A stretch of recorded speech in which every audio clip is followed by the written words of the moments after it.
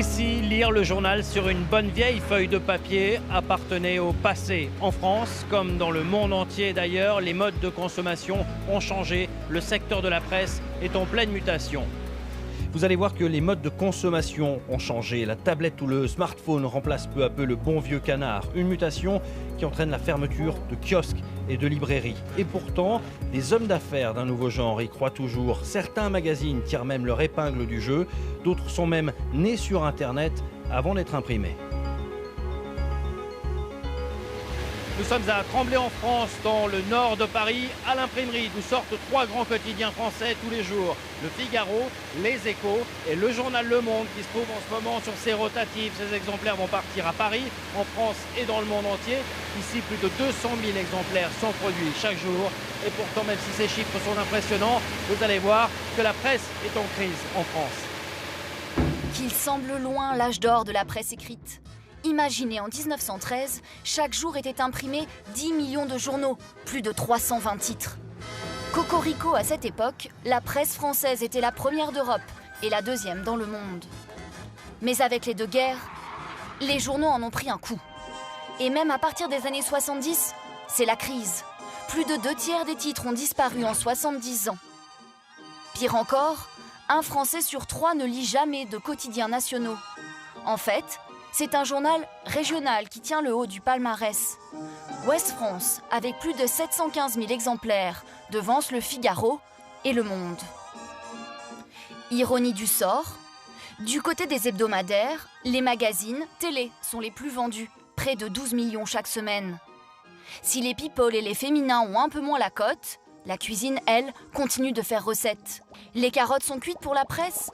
Eh bien non, l'audience augmente grâce aux écrans. Un Français sur 5 lit le journal sur sa tablette. Quant au mobile, c'est 29% de lecteurs en plus en un an.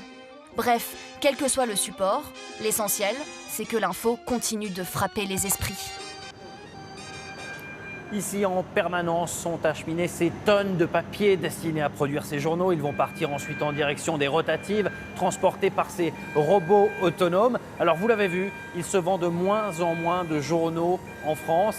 Cela a des conséquences sur les professionnels, les imprimeurs par exemple, mais pas seulement.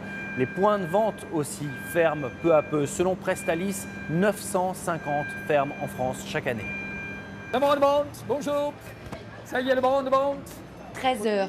Comme tous les jours, le marathon commence pour Ali Akbar.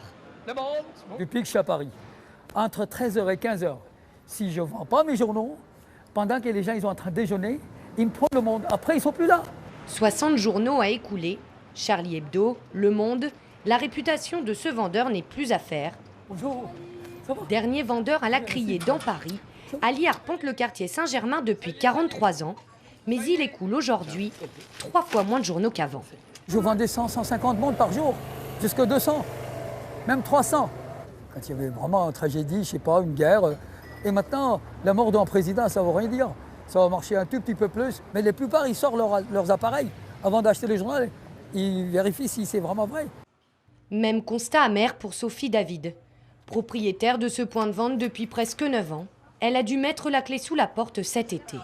Devant, il y avait le matin le Figaro et l'après-midi Le Monde. Chacun avait son heure de primeur. Asphyxiée par les dettes, Sophie ne se versait plus de salaire depuis plusieurs années. Une crise liée à la baisse des ventes, mais pas seulement. La presse papier, il va falloir la repenser, la remodeler et sans doute la redistribuer dans d'autres conditions. Au centre des critiques, les distributeurs qui lui fournissent les journaux. En 2012, une grève de Prestalis, l'un des 2 plus grands fournisseurs de presse à Paris, a paralysé le marché. Résultat, des étals vides pendant plusieurs semaines et des livraisons chaotiques. Vous achetez votre journal, vous avez envie de le lire le matin, un journal du matin, on lui livrait à 11h. Comment voulez-vous qu'elle fasse? Pour faire face à la crise de la presse papier, d'autres organisent la riposte sur le terrain de l'innovation. Alors dites-moi, où en sommes-nous là? Ça se passe bien pour le moment. Cette imprimerie édite plusieurs grands titres avec un nouveau procédé. Adapter chaque exemplaire d'un même magazine à son lectorat. Je pense que l'imprimerie de volume va passer dans les années à venir vers une imprimerie de valeur, simplement par l'adjonction de la technologie nouvelle qui nous permet de faire du jet d'encre aussi, et d'être capable d'envoyer à 500 000 personnes 500 000 documents différents. Créer du papier intelligent, c'est le défi de la presse écrite pour survivre. S'adapter à des lecteurs attirés par l'information en ligne, plus rapide et personnalisable à l'infini. Il se vend de moins en moins de journaux en France et pourtant, en 2015, certains se battent encore pour racheter des titres. Par exemple, le groupe de luxe LVMH vient de racheter l'un des journaux les plus lus en France, Le Parisien, aujourd'hui en France. Qu'il s'appelle Vincent Bolloré, Patrick Drahi, Xavier Niel ou encore Mathieu Pigasse, vous allez voir que certains hommes d'affaires investissent encore dans la presse et vous allez comprendre pourquoi. Des industriels propriétaires de médias, la tendance n'est pas nouvelle. Mais les acquisitions se sont multipliées ces dernières années. Après s'être offert les Échos, le groupe LVMH rachète Le Parisien aujourd'hui en France. De son côté, le magnat des télécoms Patrick Drahi fait l'acquisition de 3 titres de presse professionnelle, parmi lesquels le magazine Stratégie. Il y a quelques mois déjà, après avoir acquis Libération, l'homme d'affaires reprend une partie du groupe Roularta, dont l'Express, l'Expansion et des magazines culturels. Pour cet historien des médias, cela répond à une vraie logique de groupe. On a les mêmes articles, les mêmes émissions, etc. sur différents écrans, sur l'ordinateur, sur le portable et tout et tout. C'est la convergence des contenus. Et l'idée de Patrick Drahi, c'est de dire, moi j'ai des télécoms, j'ai des tuyaux qui transportent tout un tas de choses, donc je vais acheter les contenus qui sont transportés par ces tuyaux et je vais faire une convergence entre les deux. Avant Patrick Drahi, Xavier Niel, un autre géant des télécoms, a lui aussi multiplié les investissements dans les médias. En 2010, il rachète Le Monde, puis l'Obs en 2014, en association avec le banquier Mathieu Pigasse et l'entrepreneur Pierre Berger. Xavier Niel a aussi créé un fonds d'investissement doté de 300 à 500 millions d'euros, exclusivement consacré au rachat d'entreprises de presse. Quant à Vincent Bolloré, déjà propriétaire de Direct Matin et de la chaîne Direct 8, il a récemment acquis le groupe Canal via Vivendi. Conséquence, l'ensemble du paysage médiatique français s'en trouve remodelé. Les principaux risques, c'est le poids sur l'indépendance des rédactions et donc l'autocensure, pousser à l'autocensure des rédactions. Ça, c'est le risque principal. Et donc, d'une manière ou d'une autre, un contrôle, une chape de plomb qui s'abattrait sur la sphère de l'information française. Les journalistes pointent aussi du doigt des cultures éditoriales divergentes au sein d'un même groupe de médias, sans compter que ces rachats s'accompagnent le plus souvent de plans de départ et de licenciements.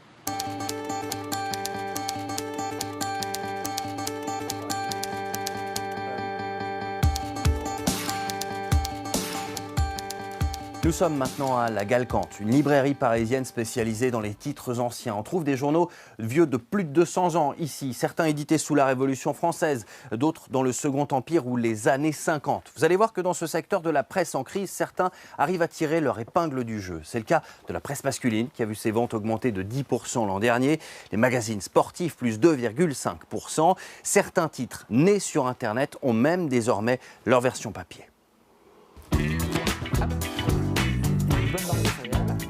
Lui, c'est le patron de Marmiton.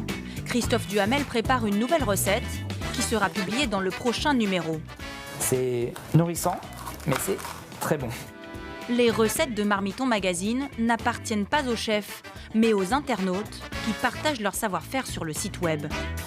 Les gens aiment des recettes qui sont proposées par des gens comme eux parce qu'ils se disent qu'ils ont une chance de les réussir. C'est pas comme des recettes de chefs, c'est pas comme des recettes construites par des gens qui ne sont pas comme eux. Et c'est pour ça que c'est important chez Marmiton qu'il n'y ait pas de professionnels de la cuisine, qu'il n'y ait que des passionnés. Tout commence dans les années 90. Christophe Duhamel, alors jeune informaticien, lance sa start-up avec 2 collègues. Salut tout le monde. Aujourd'hui, ils sont 17 à travailler dans la salle de rédaction. Ils s'occupent du site internet, mais surtout du contenu du magazine, apparu dans les kiosques il y a 5 ans. La photographe du jour n'est pas professionnelle. Pour elle, la recette du succès, c'est de rester à la portée du grand public. Il faut que ça soit simple à réaliser, c'est-à-dire que n'importe quel internaute peut reproduire cette présentation chez lui, ça n'a aucune difficulté. Marmiton est numéro 1 sur Internet. C'est le 2e magazine culinaire le plus lu en France, avec près de 4 millions de fidèles. Des dizaines de milliers de recettes qui doivent toutes répondre aux attentes des Français. Entre la nounou, le supermarché, l'école, il n'y a pas forcément du temps pour passer 2 heures en cuisine. Mais par contre, la préoccupation du bien manger, elle est là. Elle est vraiment très présente et elle l'est de plus en plus. En France, on compte une vingtaine de magazines de cuisine. Même les journaux non spécialisés publient des pages gastronomie. Alors pourquoi la presse culinaire a-t-elle autant de succès? Avant, il y avait les cahiers de cuisine, où on notait en fait ce qui se racontait dans la famille ou ce qu'on avait appris à l'école ménagère. Aujourd'hui, les gens ont quand même toujours cette habitude de feuilleter le magazine. Qu'est-ce qu'il me raconte ce mois-ci? Tac, tac, tac, tac, tac. Ouah, il faut un truc avec des châtaignes, on est en plein automne. Hop, ils embarquent sur la châtaigne, ils n'y avaient pas pensé sans passer par l'écrit. Cuisine actuelle, Régal, 750 grammes. Les magazines culinaires prennent une grande part du gâteau de la presse. Problème, on ne sait plus lequel choisir. C'est la fin de cette émission. Merci à l'imprimerie du Nord Rico Bono et à la librairie La Galquante de nous avoir reçus. Merci à vous de nous avoir suivis. À bientôt sur France 24.